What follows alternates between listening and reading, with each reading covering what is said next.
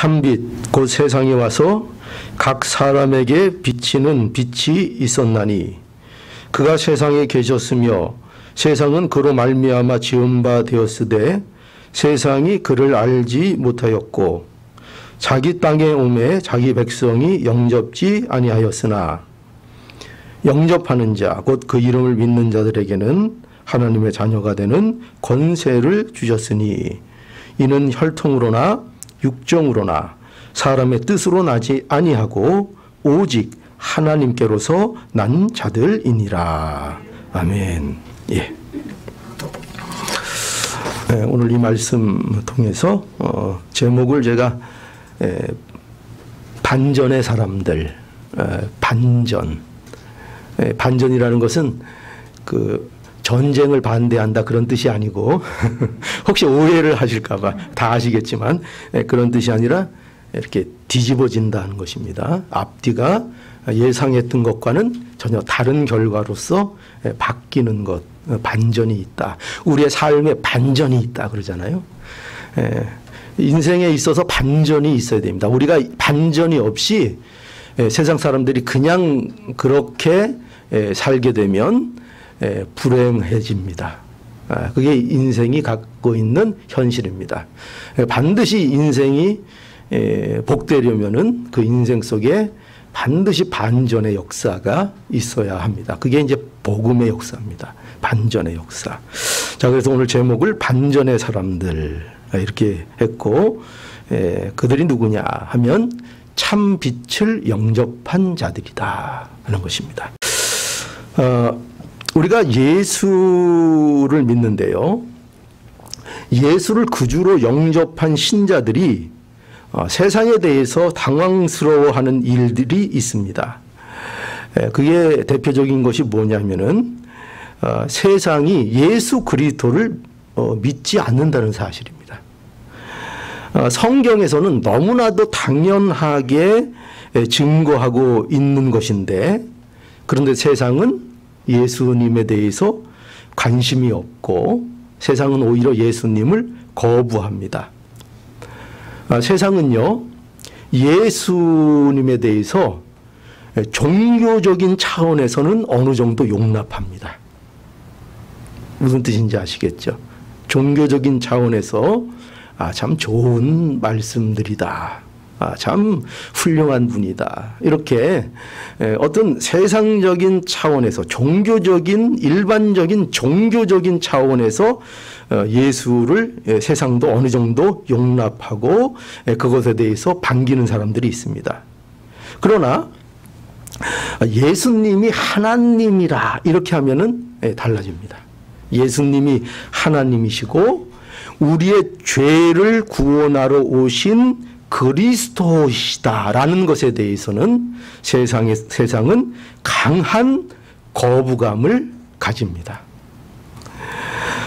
오늘 본문이 바로 그러한 사실을 우리에게 보여주고 있는 말씀입니다. 여기 한번 구절을 보실까요? 구절에 이렇게 말씀하죠. 참빛 곧 세상에 와서 각 사람에게 비치는 빛이 있었나니 라고 말씀하고 있죠. 사도 요한은 예수님을 뭐라고 표현하고 있죠? 참 빛이라 이렇게 표현하고 있습니다.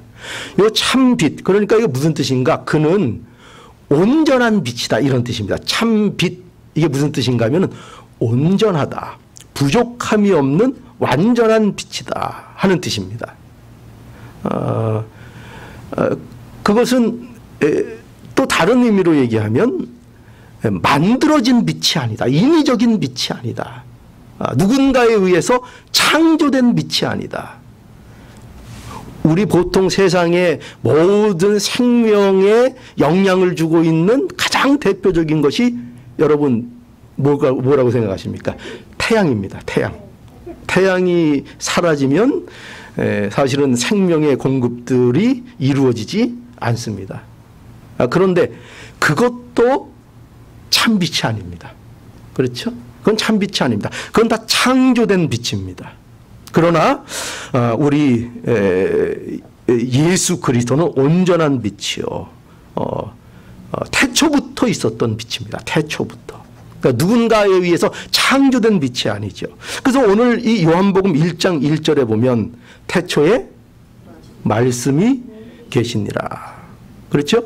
그가 태초에 하나님과 함께 계셨고 2절에 그렇게 말씀하고 있습니다. 그러니까 예수님은 태초에 존재하는 분입니다. 이 태초라는 것은 어느 시점의 시간을 얘기하는 것이 아니라 영원전을 얘기합니다. 시간으로 따질 수 없는 영원한 그 영원전, 시작도 알 수 없는 그 영원을 얘기합니다. 그때부터 예수님이 존재하셨습니다. 빛으로 존재하셨다 하는 것입니다. 만물이 그로 말미암아 지은 바 되었으니 지은 것도 하나도 그가 없이는 된 것이 없느니라. 오늘 요한복음 1장 3절입니다. 또 그 안에 생명이 있었으니 4절의 말씀입니다. 다 뭘 얘기하고 있죠? 예수님에 대해서. 예수님이 뭐라는 거예요? 참 빛이신데 그분은 모든 것의 원천이시다. 모든 것이 발생하게 하는 뿌리, 원천, 근거, 바로 예수님이시다. 그거를 참 빛이시다 말씀하고 있는 겁니다. 모든 생명의 근거가 된다. 모든 생명이 예수 그리스도로 말미암아 다 발생하고 다 나왔다. 모든 것의 근거다. 참 빛이시다. 이렇게 말씀하고 있는 거죠. 이 참빛이 세상에 와서 각 사람에게 빛이었습니다. 그런데 세상이 그 참빛이신 예수를 어떻게 했다고요? 알았다고요? 몰랐다고요? 몰랐다고 말씀하고 있습니다. 10절에 볼까요? 그가 세상에 계셨으며 세상은 그로 말미암아 지은 바 되었으되 세상이 그를 알지 못하였고 자기 땅에 오매 자기 백성이 영접지 아니하였으나. 보십시오. 심지어 자기 땅에 오셨는데 자기 백성들도 영접하지 않고 거부했고 마침내 예수님을 어떻게 했습니까? 십자가에 못 박아 죽게 만들어버렸습니다. 이사야서 1장 3절에는 이사야 선지자를 통해서 이렇게 예언되어 있습니다. 어떻게 되었냐면요, 소는 그 임자를 알고 나귀는 그 주인의 구유를 알건만은 이스라엘은 알지 못하고 나의 백성은 깨닫지 못하는도다. 짐승도 뭘 알아본다고요? 주인을 알아본다 이거예요. 그런데 그 백성이 마땅히 알아봐야 될 이스라엘 백성들이 그 참빛이신 예수를 알아보지 못했다 하는 것입니다. 여러분, 지금 이 표현은 인간이 하나님께 대해서 얼마나 무지한지를 아주 원색적으로 표현하고 있는 거죠.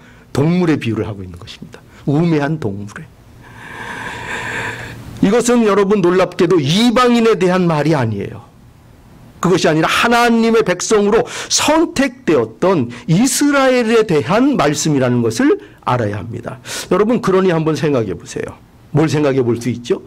하나님의 백성이, 하나님의 백성으로 특별히 구원 역사에 하나님의 구원이 무엇인가를 알게 하기 위해서 선택된 그 이스라엘 백성, 표면으로 선택했던 그 이스라엘 백성마저 하나님을 영접하지 않았다면, 그들이 예수 그리스도를 영접하지 않았다면, 그러면 그 밖에 다른 이방인들이 하나님에 대해서 무지하다는 것은 말할 필요가 있습니까? 없습니까?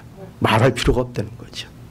지금 바로 옆에 있는 자가 못 알아봤는데 어떻게 저기 멀리 있는 자들이 알아볼 수가 있겠냐. 그런 뜻입니다. 그런 뜻입니다. 그런데 이스라엘 백성들이 예수 그리스도를 알아보지 못했고 무시했다는 것입니다. 여러분, 그러면 과연 세상은 왜 이렇게 참빛에 대해서 무지한 걸까요? 그 이유가 뭘까요? 그것은 우리가 머리가 나빠서가 아닙니다. 뭐 때문이죠? 우리가 타락했기 때문입니다. 그 마음이 전적으로 부패했기 때문입니다. 그래서 또 이렇게 말씀합니다. 정죄는 이것이니, 정죄, 심판, 정죄는 이것이니 곧 빛이 세상에 왔으되 사람들이 자기 행위가 악함으로 빛보다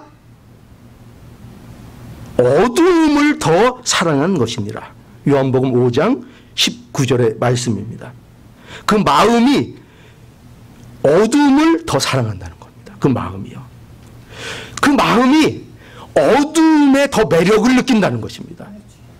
그 매력 하도 주여 그러니까 제가 갑자기 당황스러워요. 그 마음이 죄에 더 끌린다는 것입니다. 어두움이 더 편하다는 것입니다. 타락한 인간에게 있어서요. 그래서 악을 행하는 자마다 빛을 미워하여 빛으로 오지 아니하나니 이는 그 행위가 드러날까 함이니라. 20절에 말씀하고 있습니다. 그러니까 보세요. 본능적으로 무엇을 싫어하는 겁니까? 빛을 싫어하는 것입니다. 그 본성이, 인간의 본성이 빛을 싫어하고 어두움의 마음을 더 끌리고 어두움이 오히려 편하다 하는 것입니다. 여러분, 그런데 우리에게 있어서 첫 번째 반전이 있습니다. 그것이 뭘까요? 그런데 이러한 세상 중에 영접하는 자들이 있다 하는 반전이 있습니다. 여러분, 그러니 너무 실망하고 우리가 너무 낙담할 필요가 없습니다. 우리가 세상에 대해서 너무 증오할 필요도 없고 미워할 필요도 없습니다. 왜냐하면 누가 있다는 겁니까? 반드시 어떤 자들이 있다는 겁니까? 반전이 있는데 영접하는 자들이 있기 때문입니다. 12절의 말씀을 보실까요? 우리 함께 한번 읽어보죠. 12절 시작. 영접하는 자 곧 그 이름을 믿는 자들에게는 하나님의 자녀가 되는 권세를 주셨으니 라고 말씀하고 있습니다. 이 말씀은요, 앞에 있는 내용을 뒤집는 내용입니다. 앞에 있는 내용을 뒤집는 내용입니다. 세상이 참 빛을 거부하고 있습니다. 심지어 유대인들이 거부했다는 것을 우리 앞에서 진술하고 있습니다. 그걸 우리에게 보여줍니다. 그런데 지금 이 12절에서는 누굴 얘기하고 있습니까? 영접하는 자, 곧 그 이름을 믿는 자를 거론하고 있습니다. 앞의 내용이 뒤집어지고 있습니다. 앞에는 앞만 보면은 분명히 영접하는 자가 없어야 됩니다. 모두가 거부하고 세상은 예수를 모릅니다. 그런데 놀랍게도 영접하는 자, 곧 그 이름을 믿는 자들이 있고 하나님의 자녀의 권세를 받는 자들이 있다고 이 사실을 요한이 강조하여 말하고 있습니다. 요한은 이걸 말하고 싶은 것입니다. 여러분, 이것이 우리에게 일어난 첫 번째 반전입니다. 우리 중에 누구도 예수님을 좋아할 수 있는 자가 없었습니다. 여러분 스스로, 이 중에 누구도, 저도 제 스스로, 제 능력으로 예수님을 좋아할 수 있는 사람이 아니었습니다. 오히려 예수님을 거부하는 게 자연스러웠던 사람입니다. 어두움이 더 편했던 사람입니다. 누구 얘기예요? 제 얘기입니다. 이 김 목사 얘기입니다. 어두움이 더 편했고 예수님에 대해서는 좋아할 수 없는 존재였습니다. 왜 그럴까요? 예수 그리스도와 예수 그리스도의 십자가 앞에 서면 우리가 감추고 있던 가면들이, 쓰고 있던 가면들이 전부 벗겨지기 때문입니다. 그걸 참 감당할 수가 없습니다. 세상의 교양, 세상의 지식, 세상의 윤리, 도덕으로 꽁꽁 매서 가리고 있었던 인간의 인간됨이, 인간의 실체가 예수 그리스도의 십자가 앞에서 여지없이 다 드러나기 때문입니다. 그렇기 때문에 우리는 예수께로 나올 수 없습니다. 예수님을 좋아할 수 없습니다. 우리는 당연히 예수님을 거부할 수밖에 없습니다. 그런데 이런 우리가 예수님을 영접한 자가 된 것입니다.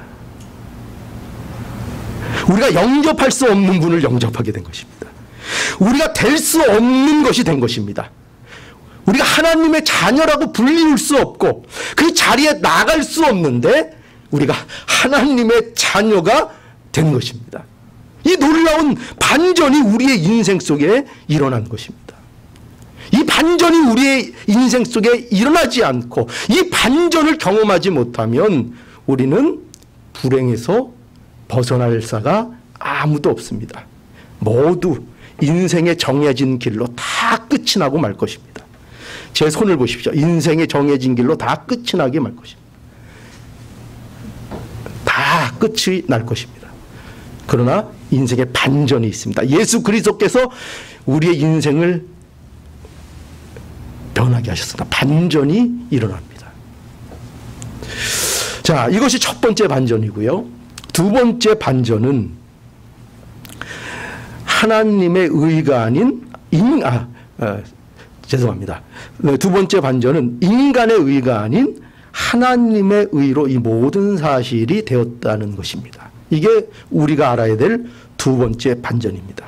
13절에 보면 우리 함께 읽어보죠. 13절 시작. 이는 혈통으로나 육종으로나 사람의 뜻으로 나지 아니하고 오직 하나님께로서 난 자들이니라. 예. 첫 번째 반전이 그리스도를 영접할 수 없었는데 그리스도를 영접하는 자들이 되었다는 사실이었다면, 이제 두 번째 반전은 뭐냐면 이 일이 인간의 의로 되는 것이 아니라 하나님의 의로 되었다는 것이 두 번째 반전입니다. 이것이 왜 반전일까요? 이게 왜 반전일까요? 유대인들은 자기 의를 의지하고 율법의 의로 구원을 받는다고 믿었던 사람들이기 때문에 그렇습니다. 그들은 당연히 행위로 구원받을 줄 알았습니다. 자기가 율법을 지킴으로 그 율법의 의를 통해서 자신들이 하나님의 자녀로 또 하나님의 구원을 받을 것이라고, 그들이 그것 때문에 칭찬받을 것이라고 그렇게 여겼습니다. 그래서 사도 요한은요, 먼저 그리스도를 영접하고 하나님의 자녀가 되는 것은, 그 권세를 가지게 되는 것은 이런 이유가 아니라는 것을 먼저 얘기하고 있습니다. 그게 뭐죠? 그것이 먼저 뭐죠? 혈통이 아니다. 혈통이 아니다. 유대인들이 뭘 자랑했다고요? 혈통을 자랑했습니다. 우리가 아브라함의 자손이다. 우리가 선민이다. 그것을 자랑했습니다. 또 요한은 뭐가 아니라고 얘기하고 있는가 하면 육정이 아니다. 그 원인이 아니다. 이렇게 말하고 있습니다. 육정이라는 것은 인간의 본능을 의미합니다. 즉 인간이란 존재 안에 있는 본능으로 된 것이 아니다 하는 것을 이 사도 요한은 말하고 있습니다. 어떤 사람들은 인간 안에 있는 그리스도를 아는 본능이 있다고 말하는 자들이 있습니다. 그렇지 않습니다. 인간 안에는 스스로 그리스도를 찾아갈 수 있는 내 안의 빛을 가지고 있지 않습니다. 그런 본능이 없습니다. 그런 것이 없습니다. 또 세 번째로 요한은 사람의 뜻이 또 원인이 아니라고 했습니다. 사람의 뜻이라는 것은 사람의 의지, 노력, 그것이 원인이 아니라는 것입니다. 요한은요, 여기에서 계속 아니다, 아니다, 아니다를 세 번이나 강조하고 있는 것입니다. 사실은 혈통도 아니고 육정도 아니고 사람의 의지도 아니다, 아니다, 아니다, 아니다. 얼마나 강하게 부정하고 있는 건지 모릅니다. 그게 아니라는 것입니다. 그리고 그리스도를 영접하고 하나님의 자녀가 되는 권세를 주신 이유는 이거라고 말합니다. 뭐라고 돼 있죠? 그것은 오직 하나님께로서 난 자들이다 말씀합니다. 하나님의 뜻으로 되었다는 거죠. 하나님이 그 원인이라고 말씀하고 있는 겁니다. 여러분, 우리 마태복음 19장에 가보면 우리가 아주 잘 아는 말씀이 있습니다. 부자 청년에 대한 얘기입니다. 우리 기억나시죠? 거기 마태복음 19장 23절에서 26절에 가보면요, 이런 진술이 있습니다. 예수께서 제자들에게 이르시되 내가 진실로 너희에게 이르노니 부자가 천국에 들어가기가 어려우니라.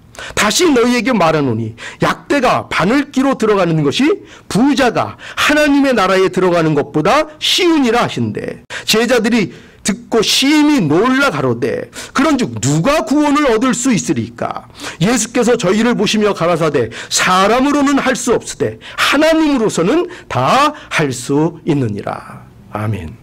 여러분 잘 아는 말씀이죠. 부자가 천국에 들어가기가 어렵다고 예수님께서 말씀해 주셨지요. 얼마나 어려운가? 약대가 바늘 끼로 들어가는 것이 부자가 하나님의 나라에 들어가는 것보다 더 쉽다. 이 대목에서 늘 헷갈려요. 늘 쉽다. 우리 집사람이 아주 잘 맞죠? 딱 알고 딱 얘기해 줍니다. 제자들이 이 말씀에 심히 놀랐다고 했습니다. 그러면 누가 구원을 얻을 수 있습니까? 제자들이 이렇게 놀라게 된 이유는 뭐냐 하면은 당시 부자는요, 하나님의 축복을 받은 자들이라는 것이 보통 가지고 있었던 생각들이었기 때문입니다. 그런데 하나님의 축복을 받은 저런 사람들이 천국을 가지 못한다면 그럼 보통 사람들, 우리 같은 사람들은 어떻게 천국에 갈 수 있겠는가? 이거 엄두가 안 나는 얘기 아닌가? 이렇게 놀래서 물었던 것입니다. 그러자 예수님께서 하신 말씀이 뭐예요? 말씀이 사람으로는 할 수 없으되 하나님께서는 다 할 수 있다 하신 것입니다. 여러분, 이게 복음이에요. 이것이 복음입니다. 기독교에서 말하는 복음이 무엇인가 하면은 인간에게 가장 필요하고 중요한 것을 인간이 할 수 없어서 하나님이 하셨다. 이게 복음입니다. 우리는 누구도 우리의 죄의 문제를 해결할 수 없습니다. 우리는 누구도 우리의 참으로 복된 그 인간의 상태, 하나님께서 우리를 창조하셨을 때 얼마나 복된 존재로 창조하셨습니까? 그 복된 인간의 상태로 우리 스스로 돌아갈 수가 없습니다. 그것을 하나님이 해결해 주신다는 것입니다.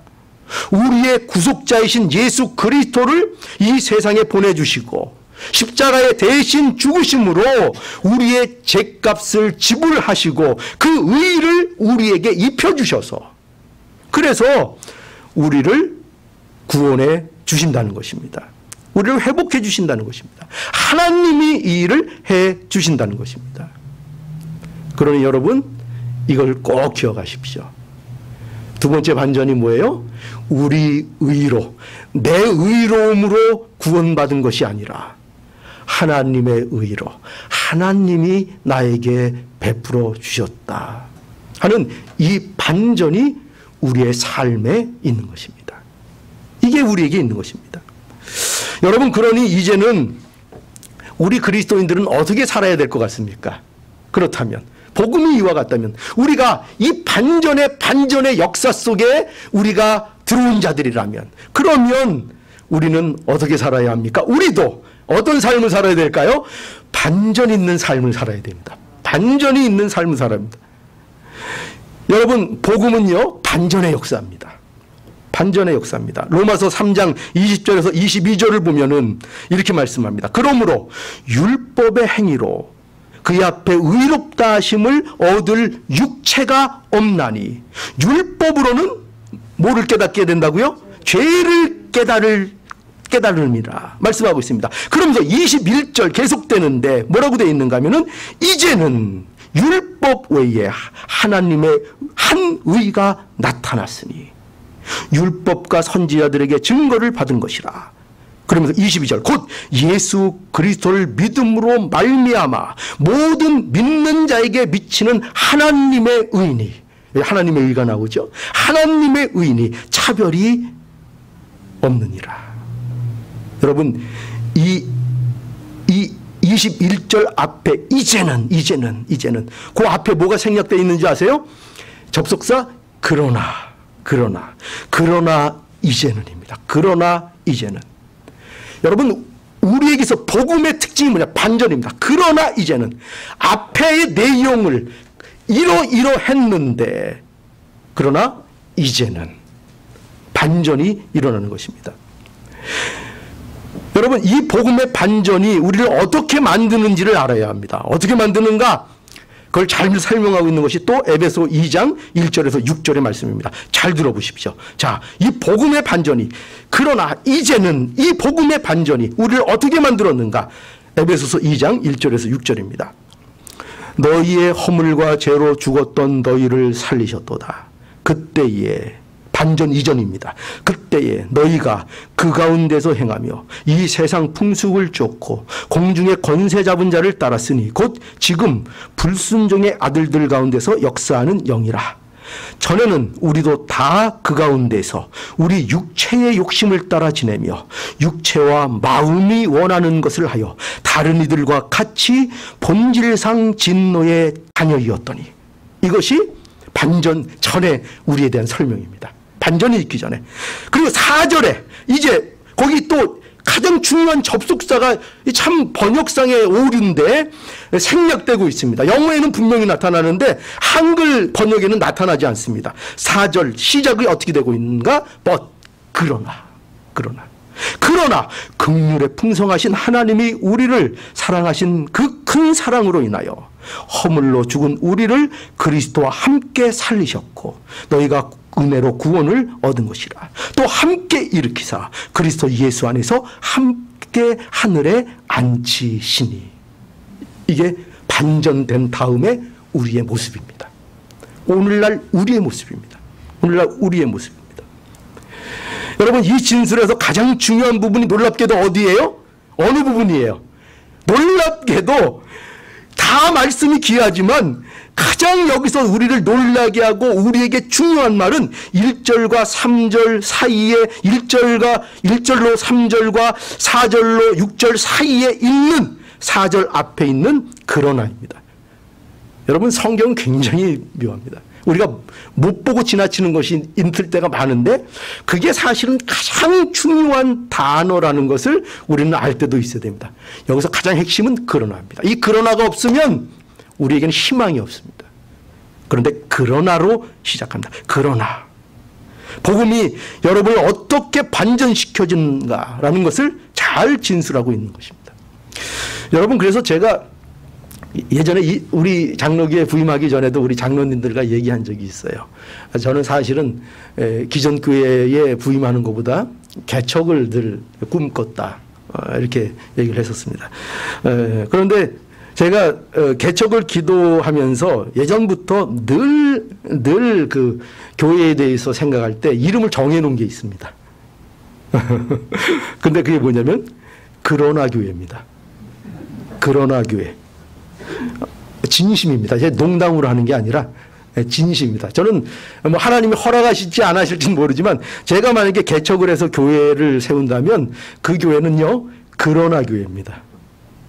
그러나 처치, but church, but now church. 굉장히 멋있죠. 저는 멋있는데 여러분들은 어떻게 생각할지 모르겠습니다. 예.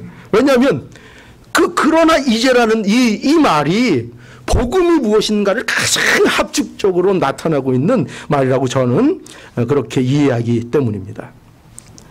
여러분, 그러니 우리는 그러나 이제 이 삶을 살아야 됩니다. 그러나 이제는. 왜냐하면 우리는 이 반전의 증인들이기 때문에 그렇습니다. 그래서 우리는 어떻게 살아야 되는가? 마태복음 7장 13절에 가보면 이렇게 예수님께서 말씀하셨습니다. 좁은 문으로 들어가라.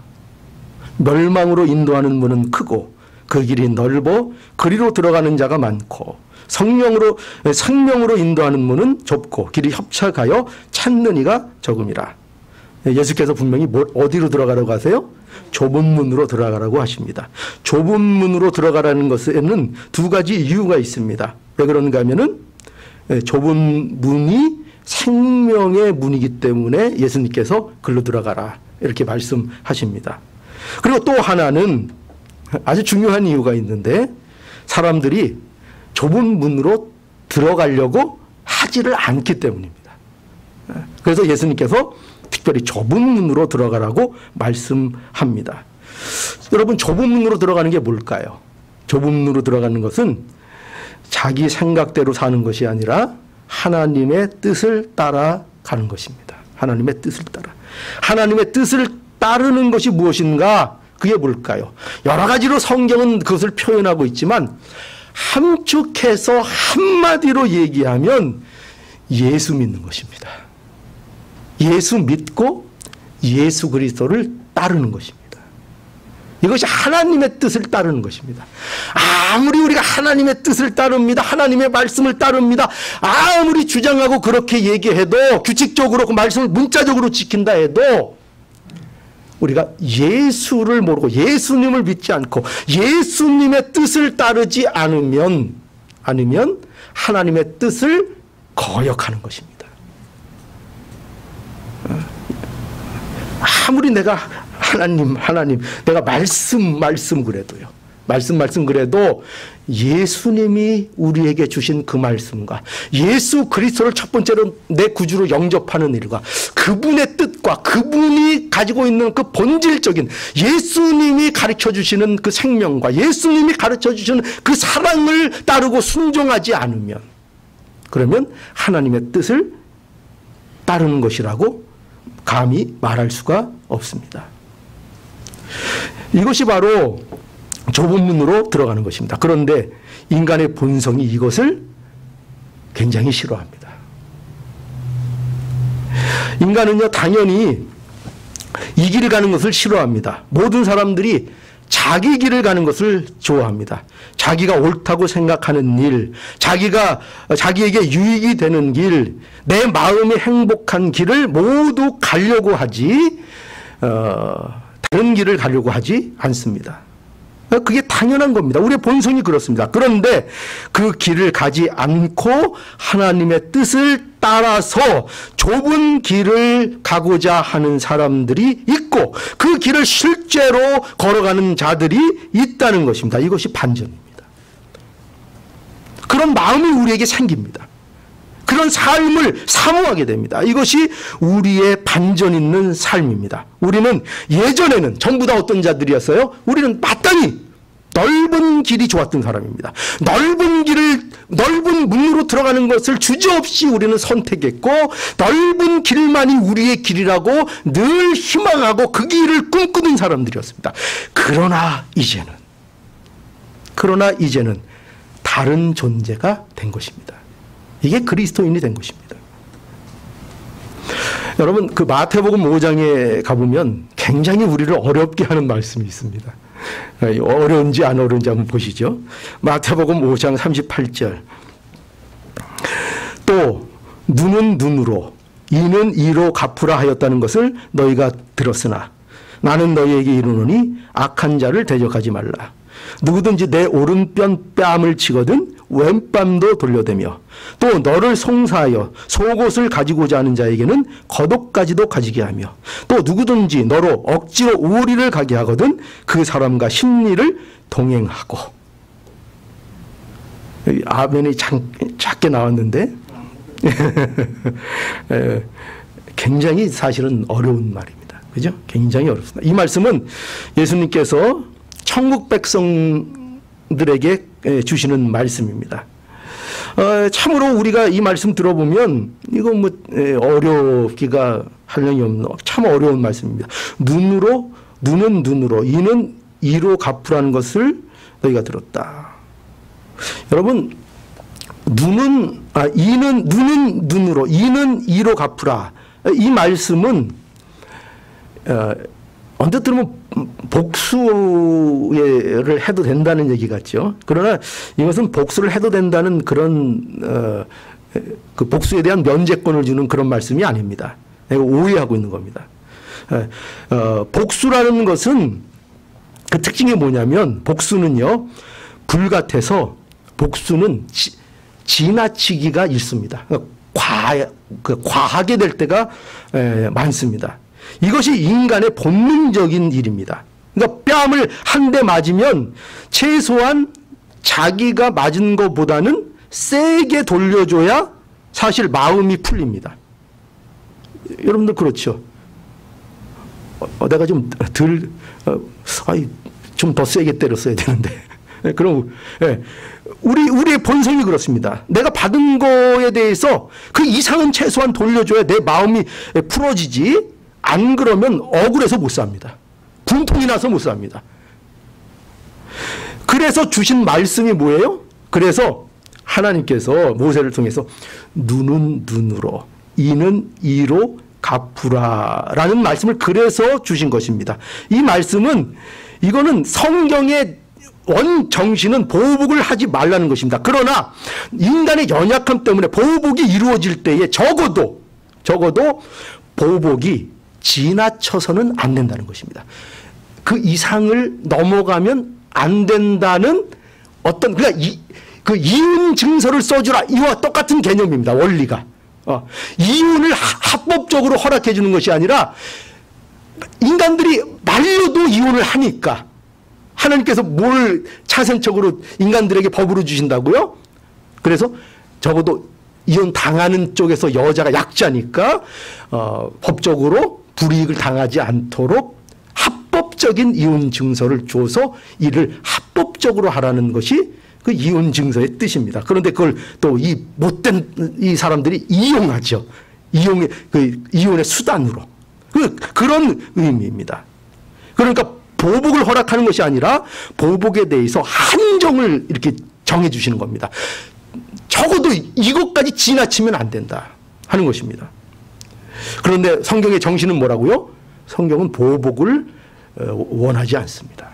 원수도 어떻게 하라고요? 사랑하고 원수를 위해서도 기도하라는 것이 성경의 말씀입니다. 여러분, 이 말씀을 우리에게 그런데 예수님께서는 천국 시민에게 가르쳐 주시는 것이 뭐냐면, 여기에서 이 골자는 뭐냐면 보복하고자 하는 마음을 품지 말라는 말씀입니다. 그러니까 천국 시민이 되었다는 것은 이런 거라는 거예요. 세상이 감당할 수 없는 존재가 되었다 하는 것입니다. 세상이 말하는 것은 뭐예요? 세상이 우리에게 늘 속삭이는 건 뭐죠? 세상에서 얕잡아 보이면 안 된다는 거잖아요. 그죠? 악착같이 싸워야 된다는 거잖아요. 손해보지 말라는 거잖아요. 그러면 안 된다는 거잖아요. 한 대 맞으면 너는 적어도 그것 이상 돌려줘야 네가 손해 안 본다는 거잖아요. 세상이 우리에게 얘기하는 것은 그겁니다. 어설프게 행하면 또 당할 수 있으니 어떻게 하라는 거예요? 세상은 완전히 묵사발을 만들려는 거죠. 이제 다시는 반항하지 못하게. 그죠? 그게 세상이 하는 얘기입니다. 근데 예수님이 하시는 말씀은 뭐냐면은 너희는 다르다는 것입니다. 너희는 다르다. 너희는 그렇게 약하지 않다입니다. 오히려 너희는 강하다입니다. 너희는 그런 일로 인하여 망하지 않고 너희는 그런 일로 인하여 불행해지지 않는다는 것입니다. 그러니 세상 사람들처럼 조급하게 살지 않아도 된다. 너희는 강하다. 너희는 강하다. 실제로 강하다. 이것이 오른뺨을 치거든 왼뺨을 돌려대며 너를 송사하여 속옷을 가지고자 하는 자에게는 겉옷도 가지게 하고 또 누구든지 너로 억지로 오리를 가게 하거든 그 사람과 심리를 동행하라는 뜻입니다. 물론 실천하셔도 좋아요. 누가 여러분 딱 하면은 실천 한번 해보십시오. 좋습니다. 하여튼 몇 번까지 할 수 있나 한번 또 시험하는 사람 있어요. 그래, 몇 번까지 참나 한번 보자. 그런 사람 없어. 그런 사람 있으면 진짜 나쁜 사람이죠. 네. 천벌을 받을 거예요. 자, 그런데 이 뜻이 뭐라고요? 그러니까 이 말씀은 천국 시민이 가진 강함을 우리에게 말씀하고 있는 것입니다. 이거를 문자적으로 이렇게 했으니까 너도 가서 한번 해봐라. 손해보고 살아라. 그런 식으로 우리 인생에 적용하라는 얘기가 아니라 우리가 얼마나 세상 것으로 좌우되지 않는 복되고 강한 존재, 무엇으로도 쓰러뜨릴 수 없고 무엇으로도 망하게 할 수 없는 존재인가, 그것을 알려는 것입니다. 그것을. 우리는 이전에 어떤 자였어요? 눈은 눈으로, 이는 이로 갚아야 직성이 풀리고 강한 줄 아는 자들이었습니다. 그러나 이제는 다릅니다. 그러나 이제는 이 반전의 삶을 우리가 살아야 합니다. 저는 그 청년 때부터 꿈이라기보다 좀 원하는 것들 중에 하나, 뭐가 있었냐면은 차를 가지고 싶었습니다. 차.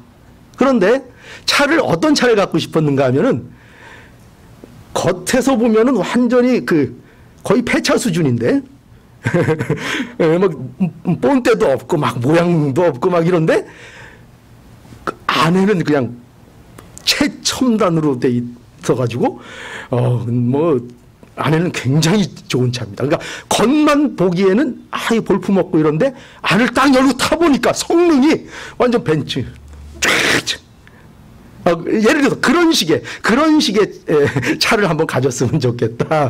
그런 생각을 했었고, 또 집을 한번 가졌으면 좋겠다. 근데 집도 사람들이 볼 때는 거의 폐가인가 이렇게 싶은데 안에 들어가 보면 집이 그냥 놀라운 아름답고 그냥 포근하고 너무나 좋게 집안이 안정되게 꾸려져 있는 집이 있는 겁니다.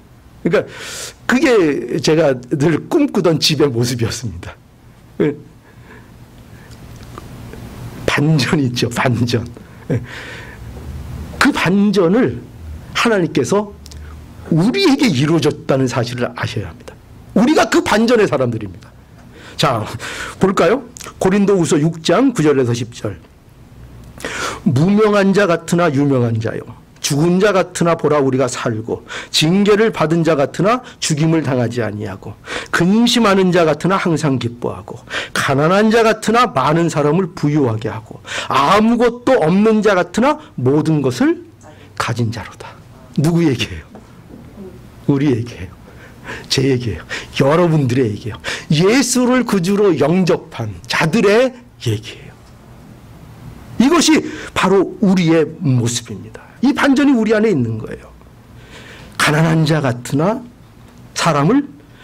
많은 사람을 부유하게 하는 사람. 그죠? 보면은 세상에서 보면은, 세상적인 관점에서 보면은 가난한 자 같고 근심하는 자 같으나 정작 그 안에 참된 기쁨을 소유하고 있는 자들. 그들이 바로 우리입니다. 바울이 그리스도인의 두 가지 모습을 여기 보여주고 있는 거죠. 세상적인 관점에서 보면 무명한 자 같고 죽은 자 같다는 것이죠. 그러나 영적으로 실체는 완전히 다르다는 것이죠. 우리가 산 자고 근심하는 자 같으나 항상 기뻐하는 자고, 그 영혼의 기쁨이 있다는 거죠. 가난한 자 같으나 많은 사람을 부유하게 하고, 아무것도 없는 자 같으나 모든 것을 가진 자. 그게 바로 저와 여러분이라고 말씀하고 있는 것입니다. 여러분, 이 반전의 역사가 우리 안에 있는 것입니다. 저와 여러분들이 누구예요? 바로 누구를 영접했어요? 예수 그리스도. 이 놀라운 반전이 우리 안에 있었으니 우리도 이 반전 있는 삶을, 그러나 이제는 의 삶을 충실히 살아가서 우리 하나님 앞에 영광이 되는 복된 우리가 모두 될 수 있기를 간절히 바랍니다. 예, 기도하시겠습니다.